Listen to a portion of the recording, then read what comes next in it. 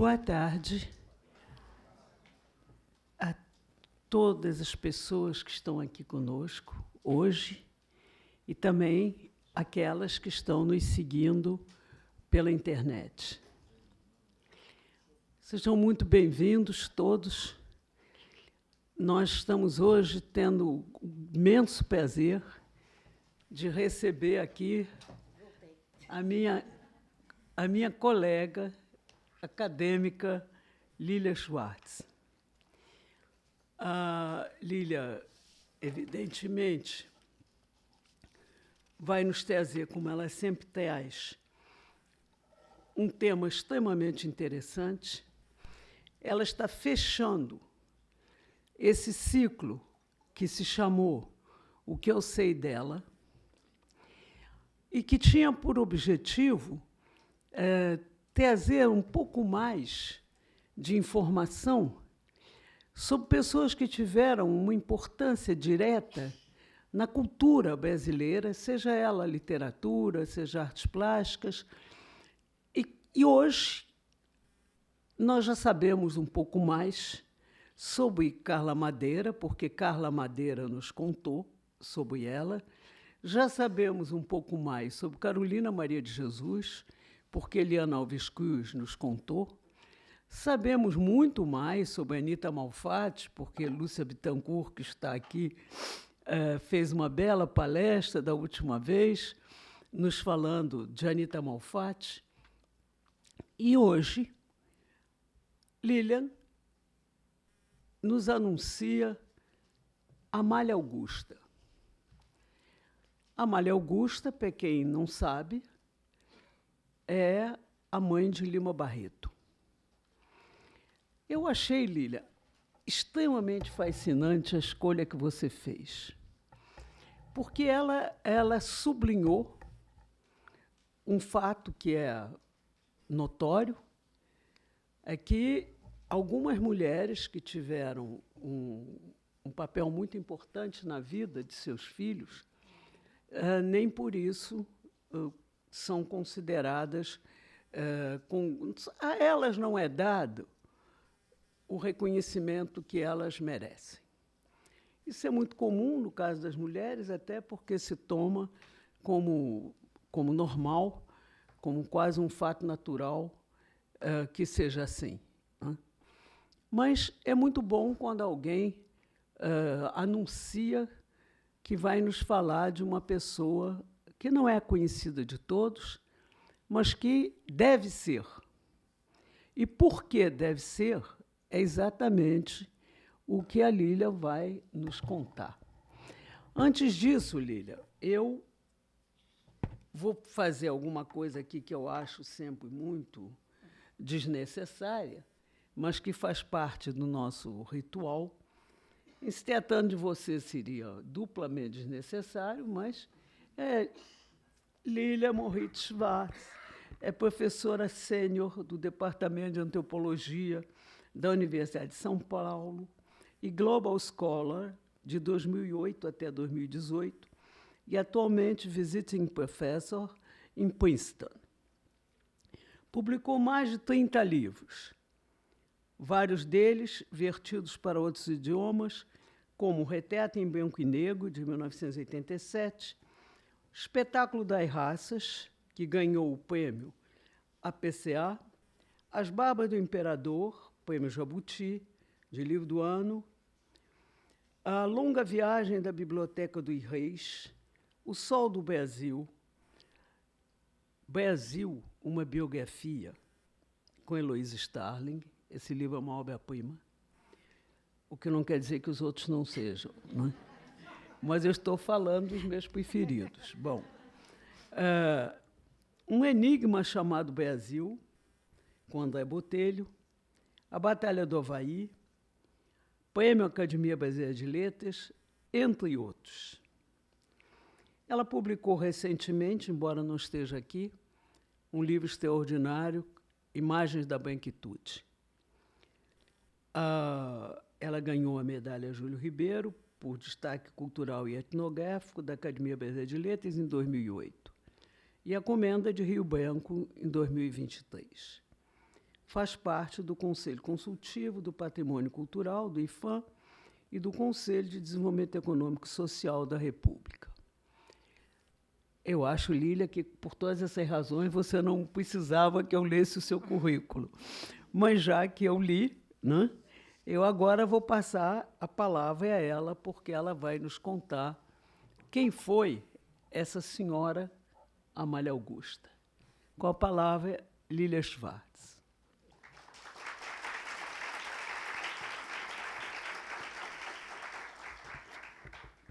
Bom, boa tarde a todas as pessoas que vieram aqui nessa tarde, nesse meio de tarde. Queria agradecer demais à Academia Brasileira de Letras pelo convite, agradecer ao Antônio Sequim, que organiza essas palestras todas, agradecer a Rosi Escadassi pelo ciclo, por essa ideia tão bonita, tão desafiadora. Difícil escolher, né, o que eu sei dela, são muitas elas. E, citando aos dois, quero agradecer a todos os acadêmicos aqui presentes e agradecer a presença de tantas pessoas aqui que vieram saber o que eu sei dela, da Amália Augusta de Lima Barreto. Vamos lá. Na foto de 1878, desgastada pelo tempo, Amália Augusta exibe orgulhosa seus 16 anos. Cabelo arrumado, ela encara o fotógrafo com seu vestido comportado e à moda. Braços cruzados, tendo um leque em uma das suas mãos, ela ostenta seus sapatos que dizem muito de sua condição de liberta. Nesse país que, por costume, não permitia a escravizados e escravizadas usarem sapatos. Ela, que se formara professora, parecia a essas alturas, e mesmo na foto surrada pelo tempo e que revela sua pouca idade, acreditar que controlava o destino que tinha desenhado para si mesma. Amália Augusta ficaria conhecida como neta do médico Pereira de Carvalho, esposa do tipógrafo João Henriques de Lima Barreto e mãe do escritor Lima Barreto, que a homenageou em muitos de seus livros. A história, em geral, pouco generosa com as mulheres, as transformando apenas em filhas de, esposas de ou mães de. O apagamento de suas trajetórias, de seus protagonismos, de suas subjetividades é uma constante nessa narrativa ocidental e ainda muito masculina, que destaca bem mais os feitos dos homens e subordina aquelas protagonistas que também lutaram por seus próprios projetos e desejos. Amália Augusta era bem mais do que um penduricalho na biografia de um varão da família. Ela descendia de uma dinastia de mulheres fortes e foi diretora de escola numa instituição para meninas, localizada em Botafogo, e cujo registro podia ser encontrado no almanaque de Lametz, na época, sinal de distinção e prestígio. Segundo o registro do batizado da paróquia de Nossa Senhora do Sacramento da antiga Sé do Rio de Janeiro, Amália Augusta Pereira de Carvalho nasceu em 19 de julho de 1862, sendo natural de Geraldina Leocádia da Conceição e neta materna de Maria da Conceição. Amália era uma típica representante da terceira geração de mulheres provenientes da África. A mãe Geraldina nascera no Brasil e atuara como uma escravizada doméstica, da mesma família que emprestara o nome a Amália. Já a avó viera diretamente da África e chegara por aqui nos navios negreiros que realizaram o odioso comércio transatlântico. Seu passado foi, porém, sequestrado pela história junto com seu corpo, obrigada a fazer essa violenta travessia nesse rio chamado Atlântico, como o acadêmico Alberto da Costa e Silva gostava de lembrar. Amália teve como padrinho o Dr. Manuel Feliciano Pereira de Carvalho, que era seu pai, mas jamais declarou a filiação, num destino comum no Brasil que sistematicamente apaga a descendência paterna, ainda mais em casos abusivos. Vamos aqui, na falta de documentos, desfiar histórias, com ficção e não ficção. Amália era filha da escravizada alforriada Geraldina Leocádia da Conceição, como sabemos, e neta de Maria da Conceição, cria da mesma família, Pereira Carvalho. No romance Como Clara do... Desculpem, é que chegou uma pessoa muito importante. Muito obrigada pela presença. Em romances...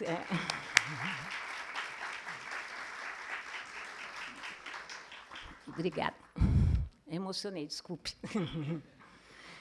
Em romances, como Clara dos Anjos e no texto acabado, Marco Aurélio e seus irmãos, o então escritor Lima Barreto alude à ascendência da mãe, que provavelmente provinha de uma família cujo patriarca teria sido alferes de milícia na região de São Gonçalo.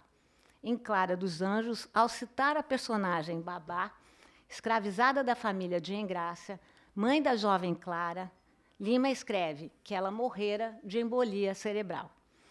A coincidência, pouco coincidência, apenas começa por aí.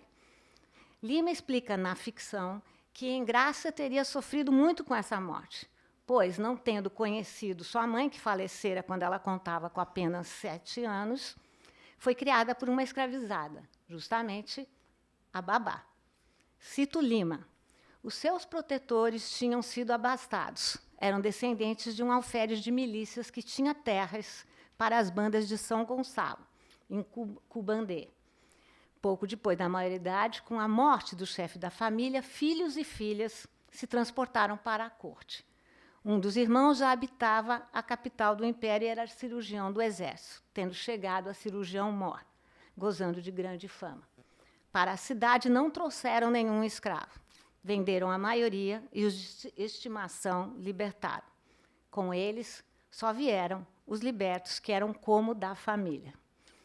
No romance, se tomarmos em conta o tempo de nascimento da personagem Engrácia, pode-se imaginar que restavam poucos escravos na casa dos Pereiras de Carvalho.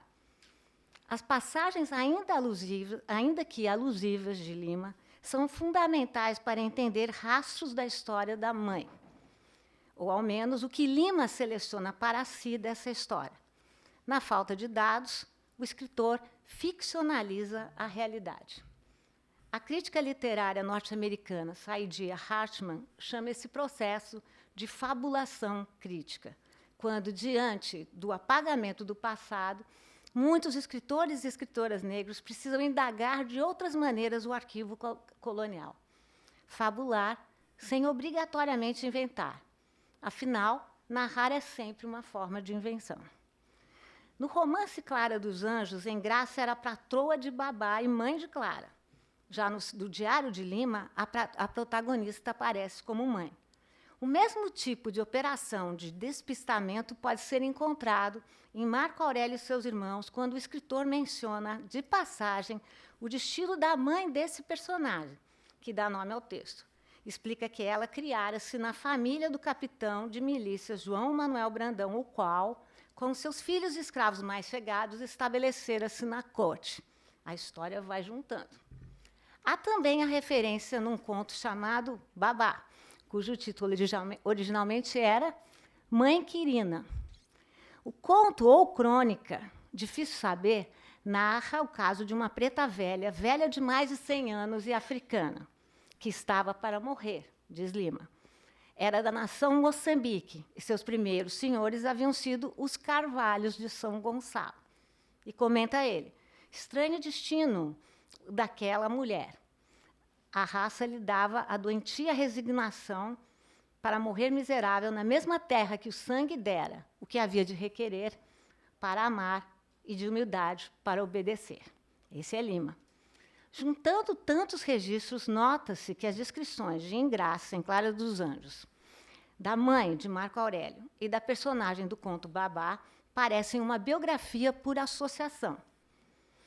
Afinal, se Lima demonstra conhecer pouco da história pregressa da sua mãe, Amália Augusta, cujo passado é sempre vinculado à família do doutor, conhece menos ainda da história da avó, uma escravizada doméstica.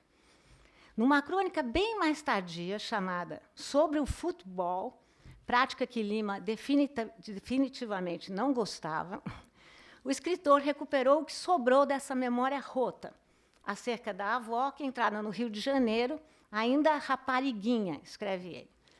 De novo, moravam no bairro do Colubandê, constituinte do município de São Gonçalo, limítrofe ao de Niterói, na província do Rio de Janeiro. Vinda da África, da nação Rebolo, ele diz agora, a avó de Lima Barreto, Maria da Conceição, era uma escravizada doméstica, já sabemos. Infelizmente, não sabemos.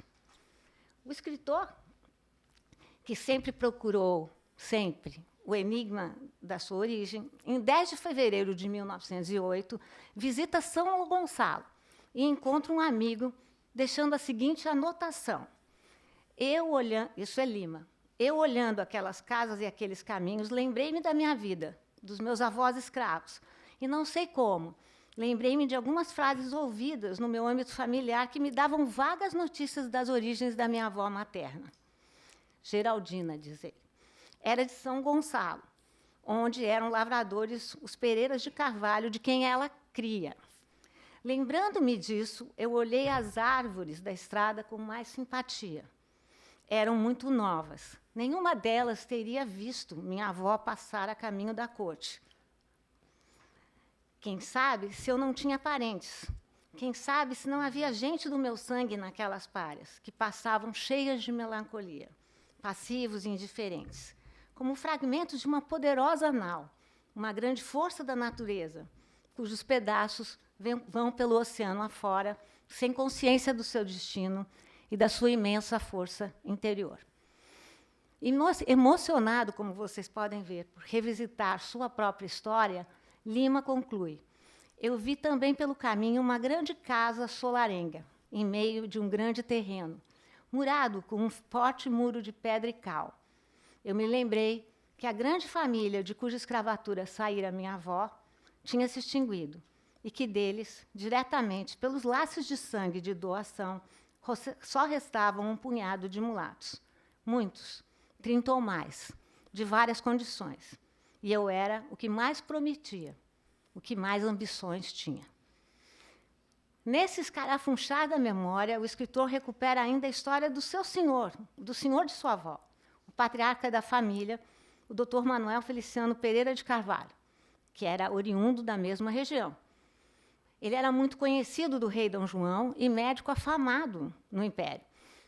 Atuara como cirurgião-mor do Exército, diretor da Faculdade de Medicina e conselheiro do imperador, de quem ganhou a alcunha de patriarca da cirurgia brasileira. Isso já sou eu escarafunchando a memória. Foi considerado um dos primeiros cirurgiões dessas bandas, até porque, antes da vinda do príncipe regente, tal prática era bastante cerceada pela realeza portuguesa. Na carreira ascendente de Manuel Feliciano, consta que, em 24, foi nomeado cirurgião ajudante das brigadas de artilharia. Em 56, foi promovido a cirurgião-mor do Exército e chefe do respectivo Corpo de Saúde. Em 58, vira alferes do Corpo do Estado-Maior de primeira classe. E, em 61, é nomeado Cavaleiro da Ordem de São Bento de Avis. Manuel foi também o primeiro profissional a usar cloroforme por aqui. Suas experiências com anestésico datam dos idos de 48. Se ingerido ou se seus vapores fossem aspirados, o clorofórmio aliviava as dores dos recém-operados. O médico teria ainda arriscado outras substâncias, como o éter e o querosene, mas não obteve grande resultado. A família fora transferida para a corte nos idos de 1840, e os filhos se empregaram em repartições do governo. O movimento é semelhante ao de boa parte das elites cariocas do café, para quem a capital do império cumpria uma função centrífuga. Modas, empregos, administração política, tudo funcionava por lá. Porém, diferente do perfil geral das elites agrárias, a família de mudança vendeu a maioria dos seus antigos escravizados e libertou aqueles, como sabemos, de estimação. Vou alinhando as histórias aqui. Esse foi o caso da mãe de Lima, uma cria da casa, de acordo com as fontes. Ela foi, porém, como veremos, muito mais do que isso. Na foto que restou do médico, avô de sua mãe, avô da mãe de Lima, ele parece representar bem a posição que ocupava na corte. Médicos eram doutores por posição e mérito, e naquela sociedade das honras e galhardias, esse lugar social era muito estimado. A jaqueta vistosa, a camisa branca, a barba e o cabelo bem feitos conformam um belo quadro da posição social do retratado. Na época, uma foto em formato carte de visite, como é essa, custava muito, o mesmo preço simbólico que alcançava como demonstração de hierarquia e distinção. Mas os médicos do Dr. Manuel não se limitavam a tirar a dor cirurgicamente. Conta o acadêmico Francisco de Assis Barbosa que, dentre tantos feitos do cirurgião, estava a operação bem-sucedida de um escravizado que tentara cometer suicídio. Ao retomar consciência, em vez de mostrar gratidão, o cativo ralhou com o médico, que insistia em saber da sua saúde. Disse ele: "Vou mal, doutor, muito mal. Se o senhor não me podia dar a liberdade para que me deu a vida." A reação do cirurgião revela um pouco da temperatura que começava a se instalar nas cidades brasileiras, mas demoraria. Ele tanto fez que acabou por pagar a carta de alforria do operado. Histórias como essa, apesar de raras, não eram de todo estranhas nos idos de 1860, quando o tema da abolição entrava de chofre na opinião pública. Mesmo assim, Feliciano, o médico, demorou a alforrear a mãe de Amália. Patriota, Manuel voluntariou-se para servir na Guerra do Paraguai, pedindo licença da Faculdade de Direito. Ele já havia participado da Guerra dos Farrapos, mas o médico não tinha como saber que a experiência no Paraguai seria muito mais dramática. Manuel Feliciano, em nota para o Jornal do Comércio, de 3 de junho de 65, convidou médicos e pessoas com conhecimentos práticos em farmácias para servir à pátria durante a guerra. Contudo, como muitos voluntários, Manuel desencantou-se e voltou em agosto de 67. Voltou adoentado fisicamente e partido na alma. Apesar da medalha e da ordem que recebeu de Caxias, o cirurgião retornou ao Rio, trazendo na bagagem o agravamento de sua moléstia congênita, uma lesão cardíaca, além de uma infecção pulmonar. Perdera também o filho, capitão do Exército com o mesmo nome, do pai. Ele fora uma das várias vítimas de cólera morbus, ainda mais impiedosa no clima insalubre de Poncho Verde, localizado nos pântanos úmidos do Paraguai. De volta ao lar, desquitado, Manuel abandonou de vez sua profissão e deprimiu-se.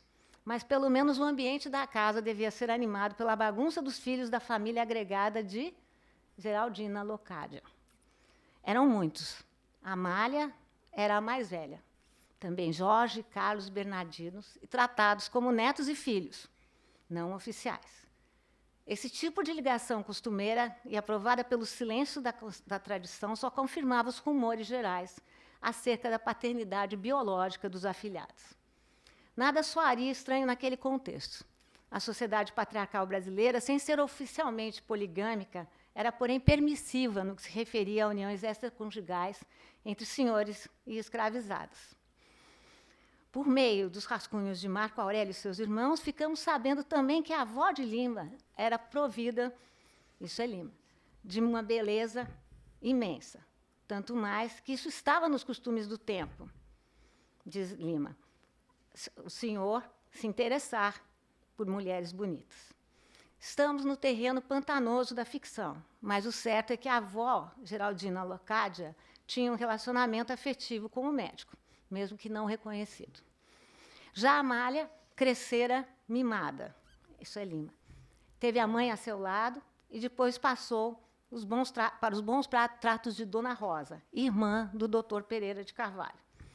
O médico tinha 3 irmãs, que sobreviviam graças à pensão do irmão, falecido durante a Guerra do Paraguai. Escreve Lima no romance que ela era quase maternal. Era médico, botica, roupas, colégio, tudo ela dava àqueles seus sobrinhos inconfessados. Amália tinha 5 anos quando o patriarca da casa morreu. Não obstante, os parentes não desampariam a família extensa de Amália, com todos os filhos recebendo educação escolar. A avó de Lima só então foi aforreada pela família dos Pereiras Carvalho, quando ela se mudou para o Rio. A condição de liberta previa, porém, a fidelidade ao antigo senhor, e muitos deles acabaram por se manter na órbita dos seus ex-proprietários em circunstâncias apenas sutilmente diferentes. Esse foi o caso de Amália, de quem o Dr. Manuel Feliciano era padrinho de batismo. Havia muita ambivalência de lado a lado nessas trocas de favores.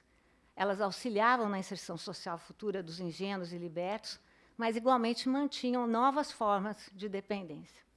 O exemplo de Amália Augusta comprova essa política da ordem do privado. Basta ver que a menina recebeu educação muito diferenciada da média das demais colegas de geração e, sobretudo, de origem. Diplomou-se professora depois de ter concluído a formação no Colégio Santa Cândida, na Rua do Areal. E mais, no seu diploma constava o quê? O sobrenome socialmente adquirido dos Pereira Carvalhos. Essas eram estratégias conhecidas de certas famílias afrodescendentes que não só ganhavam a liberdade jurídica, como agenciavam e conquistavam aquela social dada pelo acesso à educação. Amália sabia ler e escrever com perfeição. Tinha uma letra linda e, sem dúvida, guardava a distância do grupo que se convencionou chamar os ventre livres. Longe de se dedicar às atividades braçais, ela estudara para se dedicar à formação dos pequenos. Esse era o futuro que Amália escreveu para si. Um Brasil diferente, quando, enfim, não existiriam mais escravizados, disse ela, escreveu ela. Ou hierarquias pautadas na origem e nesses regimes de trabalhos forçados, criados pela maquinaria da modernidade. As mulheres, nesse momento, apenas ganhavam o direito à educação. E é possível imaginar o esforço desprendido por Amália para galgar tal posição. Mas o movimento era talvez mais amplo. Desde a Constituição de 1824, o regime estabelecera a gratuidade da instrução primária aos cidadãos. Educação era e é um ganho insofismável para o acesso à cidadania plena. Talvez tenha sido por esse motivo que o ato adicional de 34 atribuiu às províncias o dever de legislar, organizar e fiscalizar o ensino primário e secundário, e, em 1854, por meio do regulamento para a reforma do ensino primário e secundário do município da Corte. Mesmo assim, escravizados não podiam, eram proibidos de tomar parte da escola pública. Escolas foram ficando mais especializadas também. As primárias dividiam suas crianças por gênero. Meninas e meninos estudavam em casas separadas. Além do mais, o currículo reservado às meninas apresentava restrições no ensino de álgebra, geometria, gramática, história, geografia, pátrias. Para as garotas, era reservado o ensino primário, a doutrina cristã, a leitura, a escrita e o cálculo mais elementar, juntamente com as aulas de bordado. Esse é o diploma de Dona Amália. A formação das meninas visava a vida do lar. Por isso, os poucos casos que alcançavam o secundário, como a Amália, eram geralmente direcionados para o magistério feminino, sobretudo a partir de 1870. De toda maneira, a educação significava, para os que podiam tomar parte das novas escolas, um projeto de inclusão social. A história de Amália, que fora criada nos anos 1870, num contexto de ampliação dos direitos educacionais, representa um bom exemplo das possibilidades de ascensão social que as oportunidades recentes facultavam, mas não facilitavam. Eu gostaria de olhar mais uma vez para essa foto. Nela, Amália traz o seu cabelo, como se dizia na época, comportado, brincos aparentes, vestido bem fechado. Tudo parece condizer com a representação da professora, apenas digita novamente por sua pouca idade. O zelo e o comedimento da vestimenta também a afastam da representação fotográfica que se criou e convencionou acerca de mulheres negras e morenas, em geral mostradas com o colo nu, a destacar sua beleza, mas também sensualidade. Mas, nesse caso, o fotógrafo e a cliente escolhem o procedimento oposto. Amália já era uma típica representante da terceira geração de mulheres afrodescendentes, a nascer livre no Brasil do século XIX, o que fazia uma imensa diferença naquela sociedade ainda tão marcada pela realidade persistente da escravidão. E se a bisavó, Maria Conceição, e a avó, Geraldina, seriam personagens frequentes na obra de Lima, é a mãe Amália que ocuparia o lugar mais forte na vida e na literatura do escritor. Afinal, Amália representava para ele um exemplo de como só a educação dava acesso à liberdade, não só jurídica, como social. Foi no Diário de Notícias de 26 de fevereiro de 80 que consta o certificado de Dona Amália. Foram dispensadas das provas de capacidade profissional Amália Augusta Barreto, para que possa dirigir colégio de instrução primária e secundária e ensinar as respectivas matérias. Esse era um sonho agora possível de ser acalentado, mesmo que com o apoio financeiro dos Pereira de Carvalho. Amália soube aproveitar, tornou-se professora e diretora de instituição. Foi, por sinal, nesse momento da sua vida que ela conheceu o tipógrafo João Henriques, o qual, como veremos, também se valera de seus laços com o político monarquista e conservador Afonso Celso de Assis Figueiredo, futuro visconde de Ouro Preto. Tais episódios pertencem a uma história conhecida, feita de muito mérito pessoal, mas igualmente dos protecionismos sem os quais seria difícil escapar da fronteira da cor, do racismo e da origem social. E foi justamente frequentando a casa do médico, a casa do doutor, por conta da proximidade de que Afonso Celso tinha com a família do médico, que João Henriques conheceu Amália. Em 1877, quando o pedido de casamento foi feito, ela contava com 15, ele 24. O casamento ocorreu em 1878, e já no mês seguinte, os futuros pais de Lima foram morar na Rua Ipiranga 18. No mesmo lugar, fundaram uma escola pequena e modesta para a educação das meninas, o Colégio Santa Rosa. Em anúncio na Gazeta de Notícias, de maio de 1880, o estabelecimento era assim descrito: externato de instrução primária para meninas, lecionando-se também música a 5 por mês. Na época, João Henriques também se iniciava na vida profissional. Ele trabalhava no jornal do futuro Visconde de Afonso Celso, na qualidade de tipógrafo do A Reforma.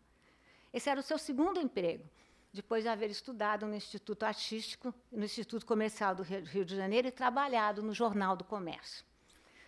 Por seu lado, Afonso Celso, futuro Visconde, era um padrinho de peso, político afamado, havia sido senador, ministro da Marinha, da Fazenda, virara conselheiro do Estado, e fazia parte do Circuito do Paço. Vamos falar um pouco desse lado da família, sei menos ainda. O pai de Lima nascera no Rio, em 19 de setembro de 53. Era também filho de uma escravizada, Carlota Maria dos Anjos, lembrem desse nome, e de um português do ramo de madeiras, cujo estabelecimento se situava na Rua da Misericórdia. A paternidade nunca foi assumida. E se no exemplo da mãe do escritor, a paternidade é ao menos presumida e o sobrenome foi mantido, já no caso do pai, os laços foram definitivamente cortados. Da avó paterna do escritor, sempre as mulheres, Carlota, pouco sabemos.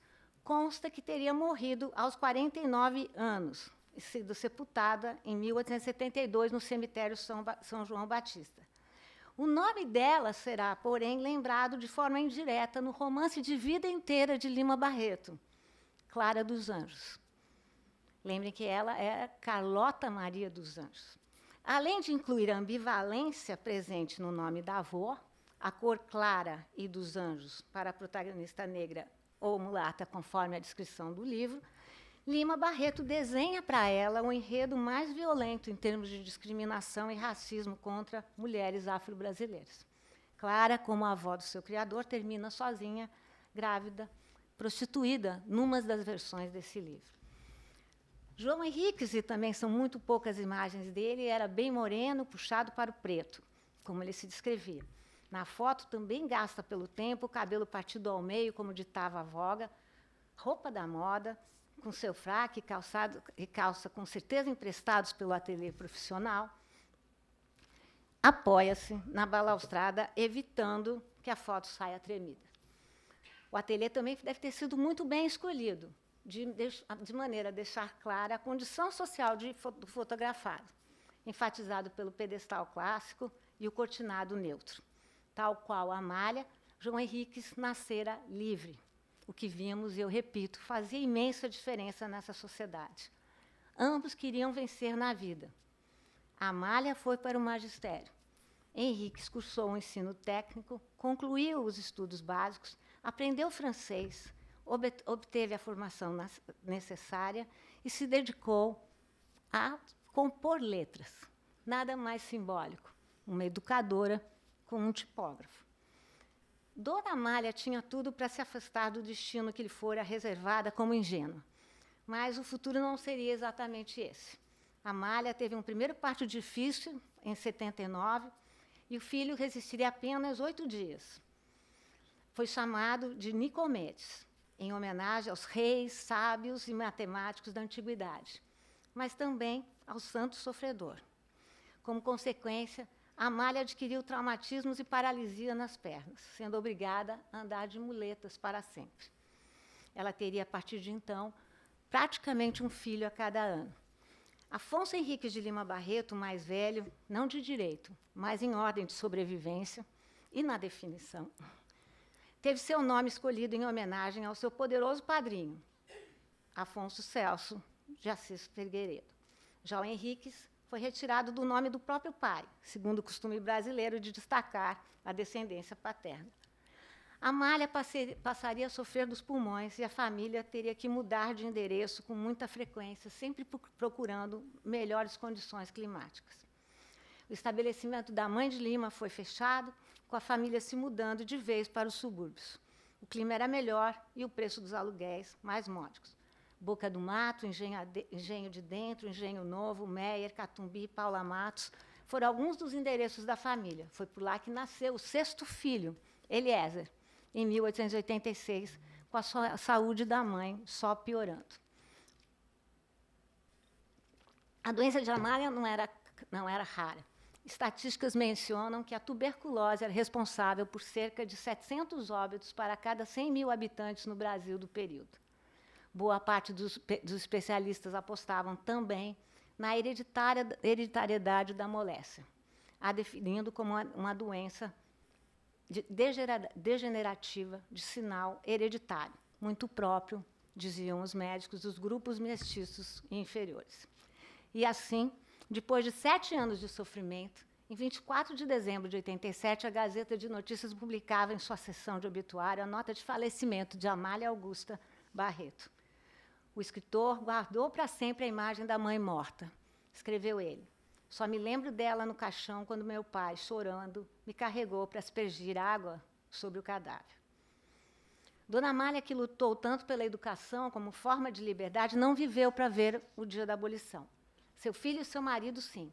E Lima, com gosto de memória, contaria muitas vezes a história de outra pessoa forte em sua vida, sua professora. Afonso Henriques passou a frequentar a escola pública localizada na rua do Resende 127, com Ouro Preto assumindo o custeio dos estudos.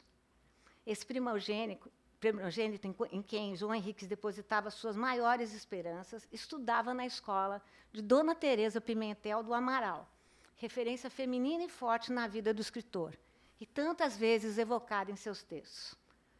Diz Lima: "Mas de todos, de quem mais me lembra de minha professora primária. Não direi do ABC, porque eu aprendi em casa com a minha mãe."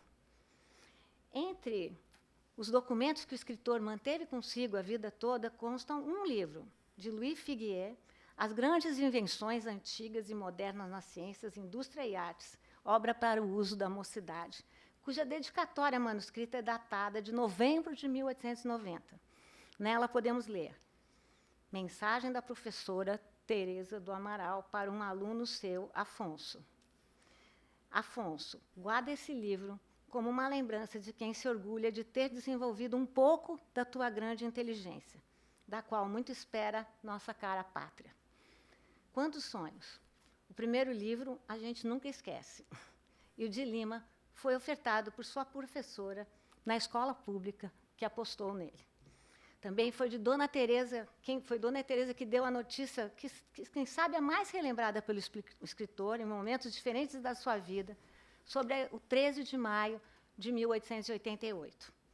Disse ela: "Não existem mais escravos no Brasil." É certo que o menino, que contava com 7 anos feitos naquele dia, pouco compreendeu sobre a dimensão da boa nova, tanto que disse que ele ia para casa dizer para o seu pai que ele não tinha mais o direito de lhe colocar de castigo.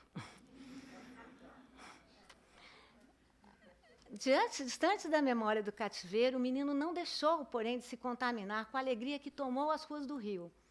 E escreveu anos depois: era bom saber se a alegria que trouxe à cidade a lei da abolição foi geral pelo país. Era bom saber. Havia de ser, porque já tinha entrado na consciência de todas as injustiças originárias da escravidão. Quando fui para o colégio, um colégio público, a Rua do Resende, a alegria entre a criançada era grande. Nós não sabíamos o alcance da lei, mas a alegria ambiente nos tinha tomado. A professora, dona Teresa Pimentel do Amaral, uma senhora muito inteligente, a quem muito devo o meu espírito, creio que nos explicou a significação das coisas. Mas, com aquele feitio mental de criança, só uma coisa me ficou: livre, livre. No manuscrito que eu encontrei na Biblioteca Nacional, o começo e o final do artigo são um pouco diferentes. O primeiro parágrafo foi suprimido, e, no último, Lima é mais cético nas suas recordações. Ele escreve: livre, livre, mas como estamos ainda longe disso, como ainda nos enleamos nas teias dos preceitos, das regras e das leis. São boas essas recordações. Elas têm um perfume de saudade e fazem com que sintamos a eternidade do tempo. O tempo inflexível, o tempo que, como o moço, é irmão da morte. Vai matando aspirações, tirando perenções, trazendo desalento. E só nos deixa na alma essa saudade do passado. Interessante pensar que liberdade era um tema que Lima vinculava a duas professoras, sua mãe, Amália Augusta, e Dona Teresa. A imagem da professora pública é que parecia embalar seus sonhos e amarrar projetos de futuro. Mas essa já é uma outra história. A que eu contei aqui mistura apagamentos com agência, memória com literatura, ficção com não ficção. Nela, a grande figura é de Amália Augusta, mãe de Lima, que lhe ensinou a ler e escrever e lhe introduziu a literatura. Missão essa que o rapaz lutou durante toda a sua curta vida, a ponto de desabafar no seu diário: ó literatura, ou me dá o que te peço, ou me mata. Lima e sua mãe, Amália, morreram muito cedo. Um de tuberculose, com todos os preconceitos embutidos na doença, o outro da bebida, da cirrose, com outra série de associações e marcas de racismo. Mas essas, hoje em dia, viraram histórias esperançosas, histórias de sucesso, daquele que vislumbrou para si uma carreira como escritor, jornalista, literato, cronista da cidade, e daquela que se formou para ser professora e educar. Sem um, não havia mesmo o outro. E sem o poder libertador da palavra e da literatura, nenhum deles teria contado essa história, e eu tampouco. Muito obrigada.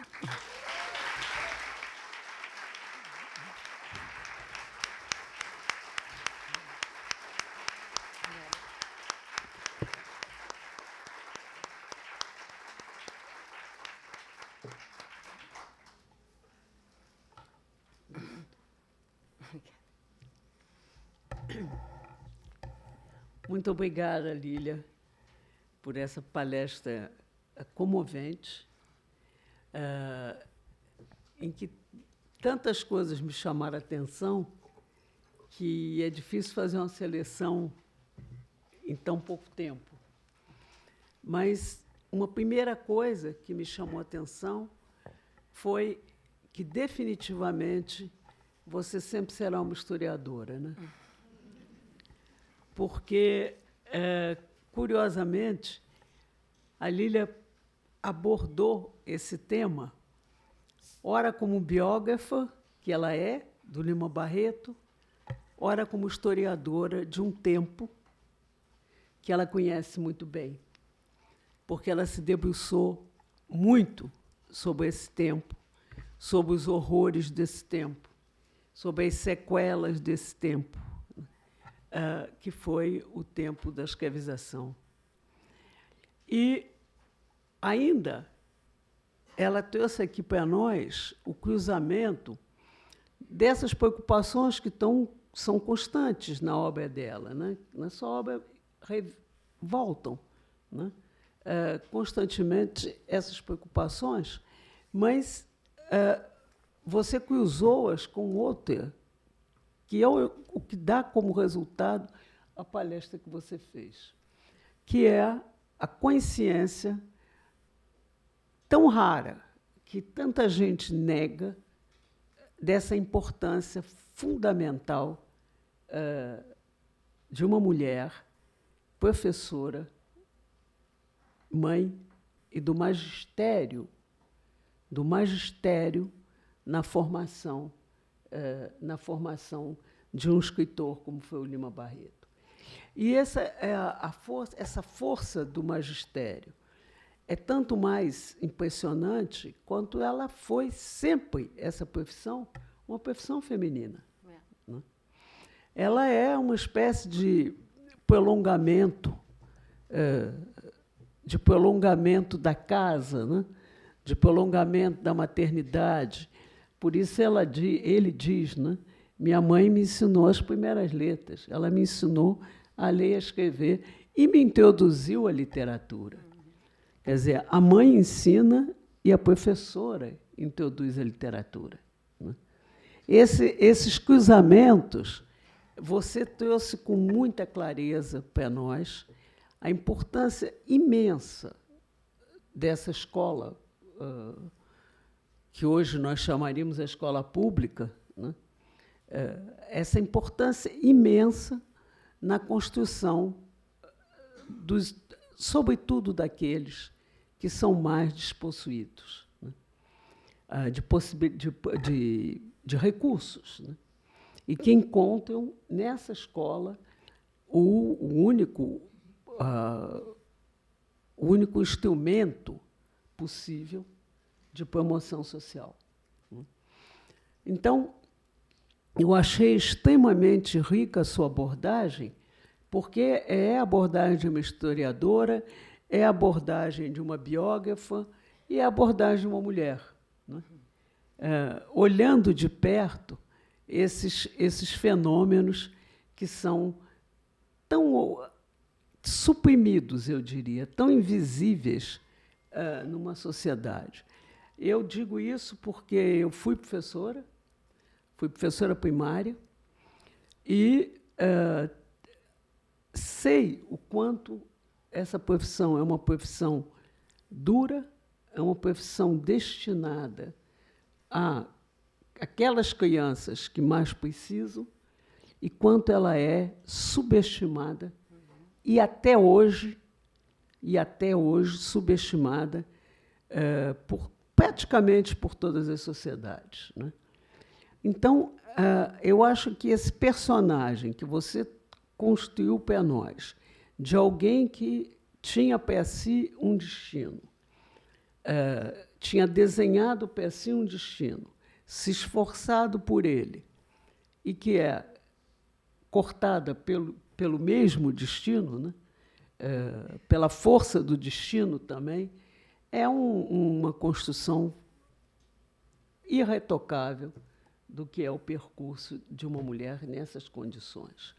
E aí eu pergunto a você, e essa seria, digamos assim, a minha última pergunta, né? Teria existido Lima Barreto sem Amália? Você disse não. Há pouco você disse não. Teria existido Amália sem Lima Barreto? Também não. Não é? E como é que você se situa nisso? Nessa história que é você que está contando. Bom, muito obrigada, Rosisca. Pergunta dificílima, né? Você responde se quiser. É uma curiosidade minha. Vamos. Fiquei muito feliz de você lembrar que um andaime da construção é justamente esse papel das mulheres no magistério e nesse lugar de uma pátria educadora, vamos dizer assim, e o papel de uma mulher negra nesse contexto, no contexto do final do período escravocrata e do período do pós-abolição, que prometeu muita inclusão social e entregou muita exclusão. E não me parece uma coincidência que o magistério, como uma profissão eminentemente feminina, seja muitas vezes desqualificado, né? Porque é mais uma forma de subordinação desse que é um espaço social fundamental. Também eu penso que fiquei muito feliz que você destacou a questão da escola pública, porque, diferente de uma séria historiografia que deu aos escravizados só o local de pessoas vitimizadas, que eram, você tem toda uma historiografia muito poderosa, muito forte, em boa parte feita por historiadores e historiadoras negras, que mostra a agência dessas populações. Então, essa história, não sei se ficou clara, de agarrar os patrocínios, os patrimonialismos, é uma história também muito importante, porque era a única maneira de vencer esse que era um círculo vicioso. Era a única maneira de chegar à inclusão. E temos aí 2 personagens, os pais de Lima, que apostaram nesse tipo de inclusão social, né? A inclusão social pela educação. Ou seja, a educação é que libertaria, de fato. E eu procurei aqui, na ABL, fazer um misto de historiadora com literata, porque o que eu gostei ao fazer é uma parte do que está na minha biografia do Lima, mas muito ampliada, né, sobretudo com a questão das professoras. Mas o que eu procurei fazer foi quase lá Carlo Ginzburg, um historiador que eu gosto muito, fazer um trabalho de detetive. Ou seja, Lima Barreto em nenhum momento diz que essa é sua avó, essa é sua a bisavó, a mãe. Então, foi preciso, e acho que isso os historiadores fazem muito bem, né? Eu sempre digo que o que uma historiadora pode ofertar para a crítica literária? Quem sabe a história. Ou seja, expulsa pela porta, eis que ela volta pela janela. Então, eu agi como a metodologia da historiadora, ou seja, cruzando fontes. Pegando essas pistas que eu trouxe para vocês, são pistas muito pequenininhas.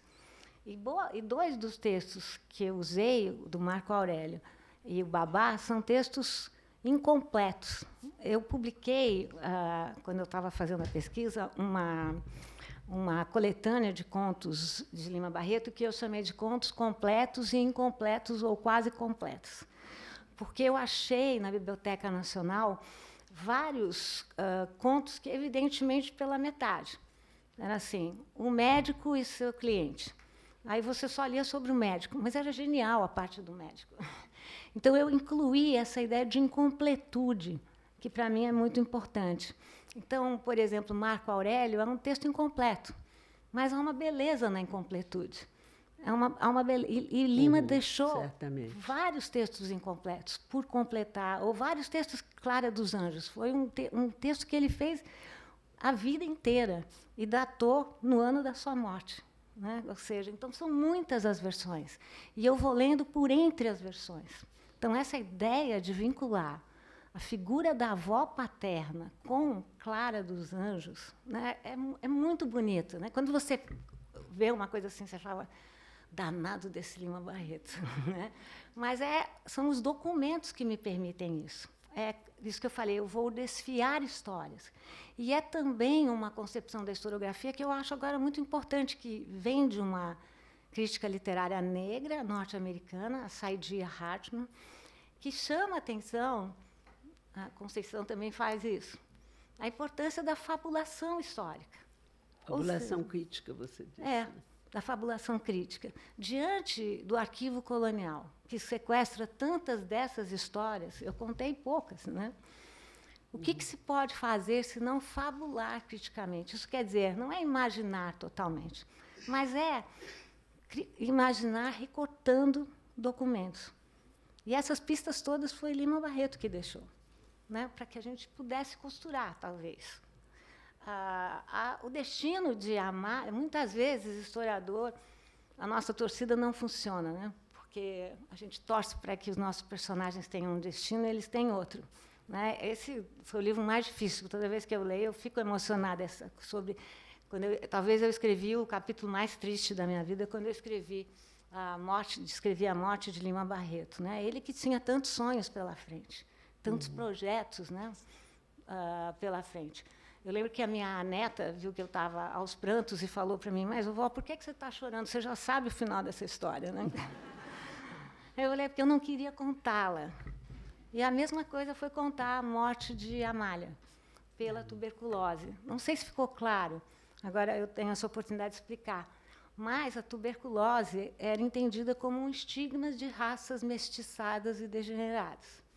Então, Amália, que lutou tanto para ir contra a ciência da época, que passava pelo determinismo racial, e passava, hoje sabemos, por muitos projetos de estigmatização da população, se viu vítima dessa situação. Por isso que era tão importante para mim dizer que esse foi o destino no contexto dela, mas que não é o destino deles hoje. Assim como Lima Barreto, né, que foi acusado de ser bêbado, mas eu acho que a gente pode inverter essas histórias e mostrar que o racismo é que o matou aos 42 anos. Que Lima Barreto não morreu de cirrose, morreu de racismo mesmo. Morreu do isolamento em que ele foi colocado. Morreu da tristeza que ele se teve. Então, Lima Barreto salvou não só a Amália Augusta, mas salvou, por parte da fabulação crítica e da memória, toda a sua descendência feminina. É muito bonito isso. Aliás, o título do seu livro, da sua biografia, Triste e Visionário, é um título que já anuncia Exato. a sua tristeza, né? diante dessa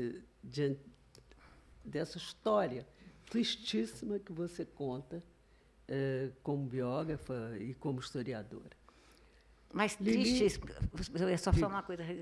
Triste eu uso nos dois sentidos, que é triste de tristonho, mas triste de uma pessoa que não desiste. Né? Claro. Quando a pessoa diz, você é triste, quer dizer, essa pessoa não desiste.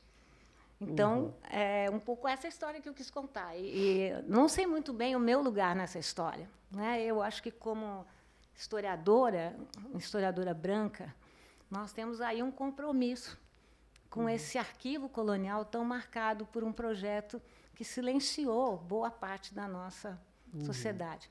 E eu sempre digo que essa não é uma questão, claro, que afeta mais as populações negras, mas tem que fazer parte, né? É uma questão que nos toca a todos, já que vivemos num país de uma maioria minorizada na representação.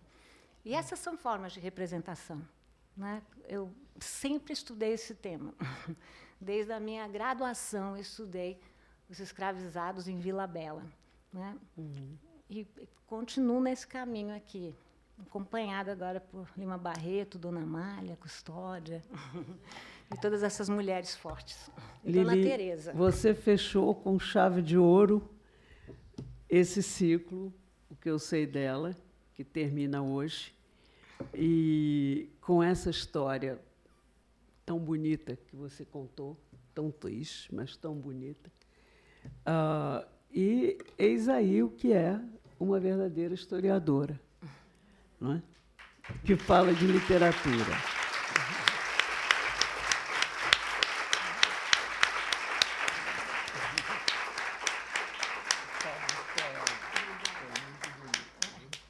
Muito obrigada a todos.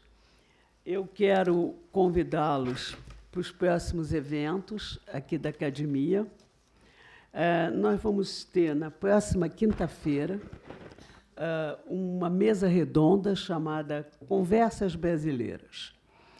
Essa mesa redonda vai ser coordenada por mim mesma e terá a participação de Geraldo Carneiro e Luiz Alberto Oliveira.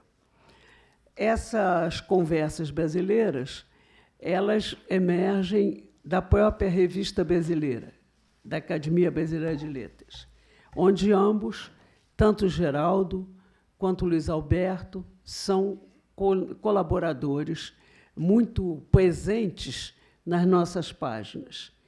E eu achei interessante que eles se encontrassem na medida em que a Revista Brasileira é uma revista de cultura e que a cultura abraça tanto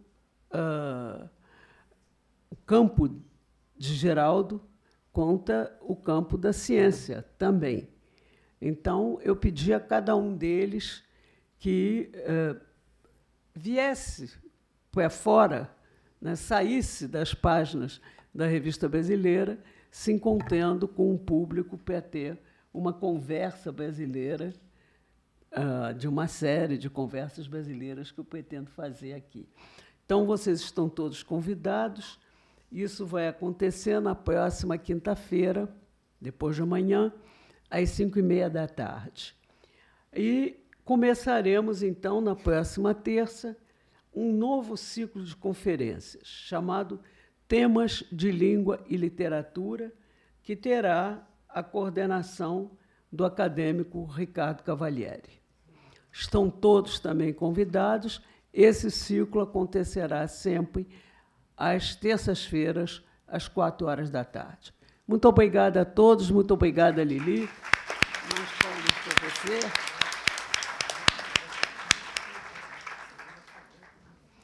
Eu esqueci de entregar o certificado. Eu também ganho. Aqui tem um certificado de participação. Né? Está aqui. Ai, que lindo, gente. Ó. Certificado de participação no nosso ciclo. Quem vai falar? Como vai ser a abertura da mesa? Quem vai falar? Não está aqui.